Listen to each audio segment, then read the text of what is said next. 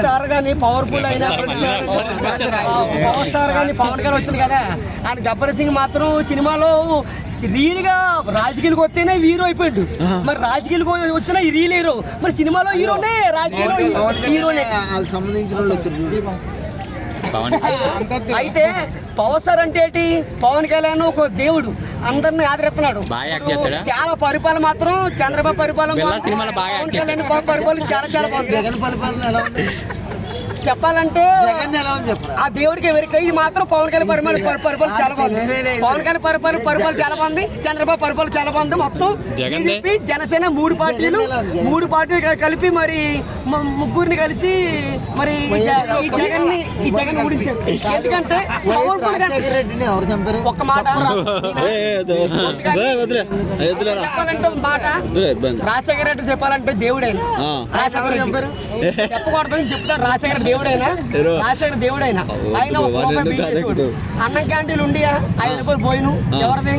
NT Ramarao ఉండి కూడా, NT Ramarao cycle. ఇటువంటి చెప్పాలంటే ఎన్టీ రామారావు గారు ఉంటే ఇటువంటి ఏ కష్టాలు రావప్పా. ఆయన ఎన్టీ రామారావు దేవుడైనా ఎన్టీ రామారావు దేవుడైనా ఆ దేవుడి వల్లే ప్రపంచం మొత్తం మంచి జరిగింది. ఇటువంటి ఎన్టీ రామారావు లేకపోతే ఈ స్వతంత్ర దేశం మొత్తం నాశనం అయిపోయింది. ఆయన ఎన్టీ రామారావు నిజంగా బతుకుంటే ఈ ఘోరం జరగదప్ప. ఎవరో కుర్చీ అంట అమ్మాయి ఎత్తేనేమో, అమ్మాయితో ఎంటర్ చేసుకుంటేనేమో ఒక్కడు కూడా చెడదెప్పాడు. పిచ్చేమో కుర్చీ కాడికి ఒక అమ్మాయి ఎత్తేనేమో తాగేసేసి కారులోకి వచ్చి బాగా కొంతమంది తాగేసేసి ఇలా అంటున్నాడు. ఏంటయ్యేది? మొన్నేమో వచ్చారు ఎవరో పోలీసులు, గొడవ చేయొద్దు, మీరు గొడవ చేస్తే ఎంట్రీ తీరు వార్నింగ్ ఇచ్చారు. వార్నింగ్ ఇచ్చిన అయినా బుద్ధి లేదు కుర్చీగాడికి. పెద్ద అనుకుంటే మీ నెత్తులు ఎక్కుతున్నాడు అతనట్లేదు. ఏం చేద్దామా? ఇప్పుడు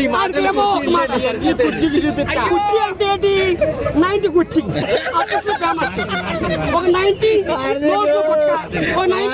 నోట్లు కొట్టగా తాగడం సిగరెట్టు అందరినేమో ఎలదప్పడం. అది కాదప్పా, కుర్చీ అన్న ఫేమస్, నేనే ఫేమస్.